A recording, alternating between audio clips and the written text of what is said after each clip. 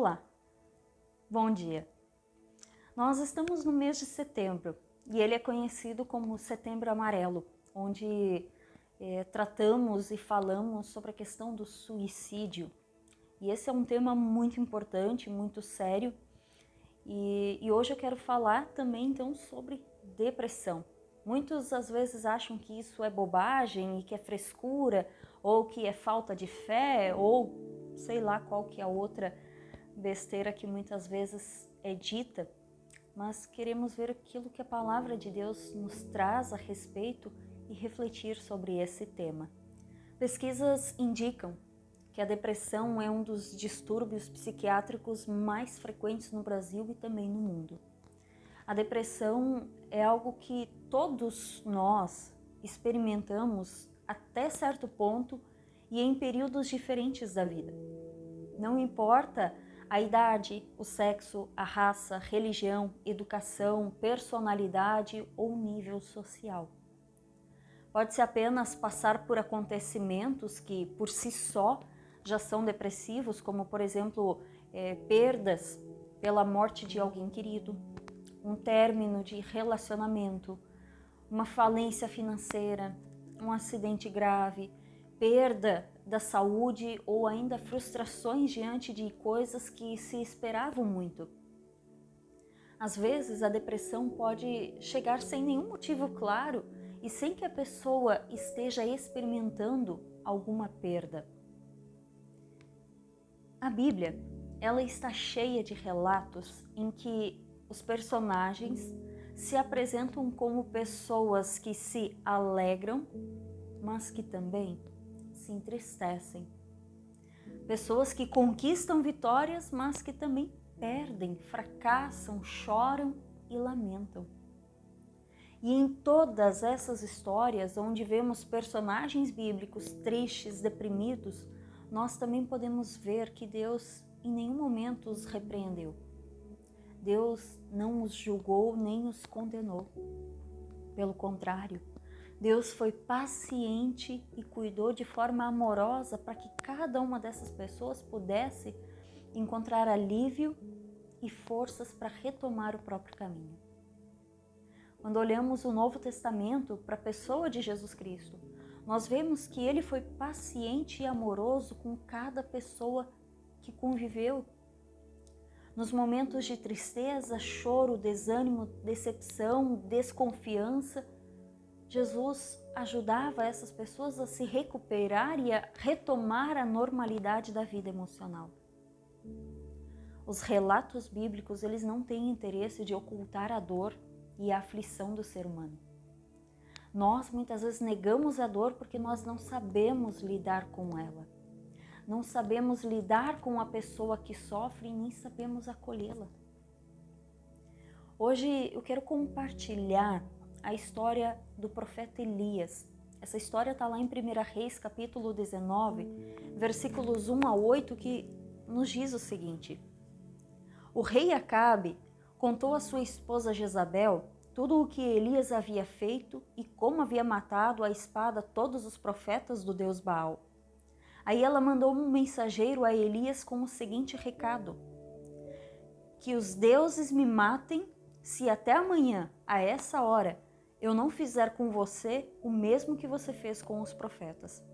Elias ficou com medo e, para salvar a vida, fugiu com o seu ajudante para a cidade de Berseba, que ficava na região de Judá. Deixou ali o seu ajudante e foi para o deserto, andando um dia inteiro. Aí parou, sentou-se na sombra de uma árvore e teve vontade de morrer.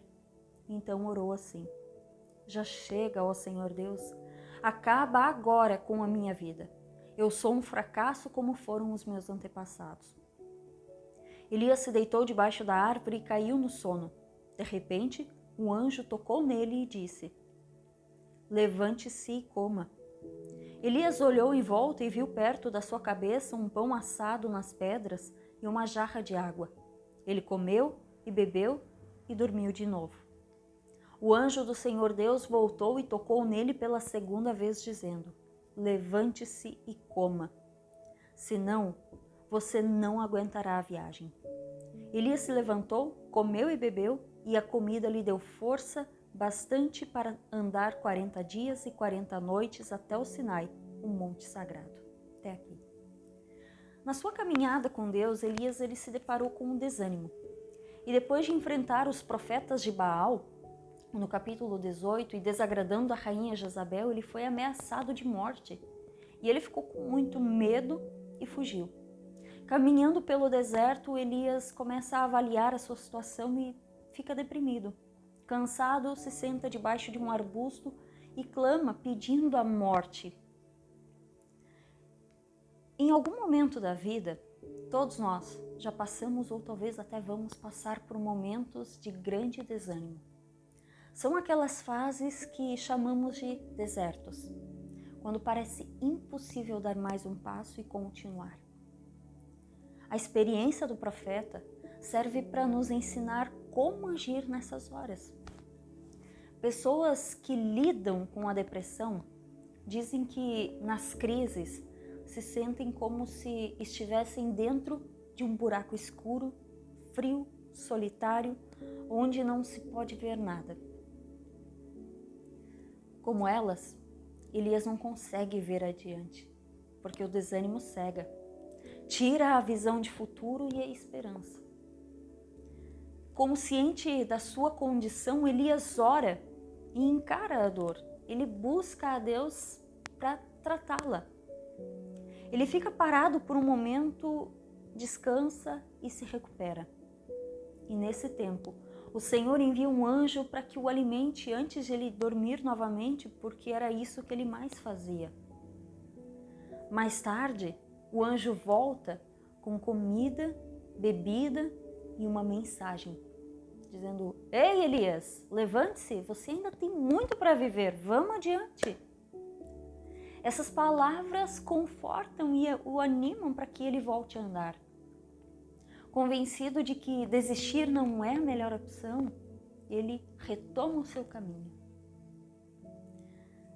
Meu querido, se você está numa situação como a de Elias, quando prosseguir parece que não tem mais sentido, para um pouco, descansa, alimenta a sua alma em oração e com a palavra de Deus, com leitura bíblica. Olha para o alto, porque quando se está num buraco escuro, não existe outra saída a não ser olhar para cima. Talvez você queira desistir, mas antes ouça a voz do Senhor, como se Ele estivesse dizendo para você: levante-se, meu filho, ainda há muito a viver. Eu amo você e eu vou trabalhar para que dê tudo certo. Não se preocupe, tenha ânimo, eu estou com você.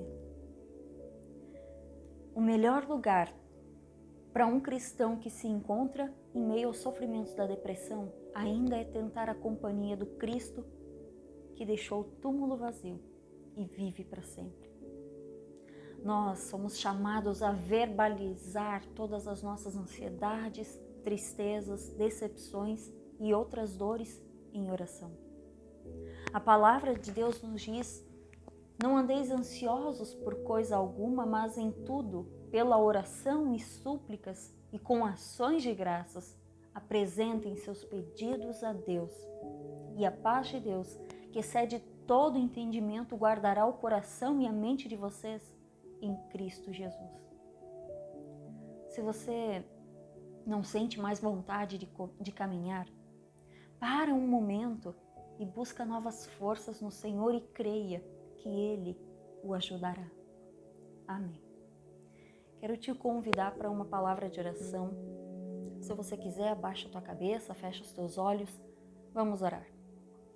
Deus amado, obrigada porque Tu és aquele que vês os corações e tudo que há dentro de nós.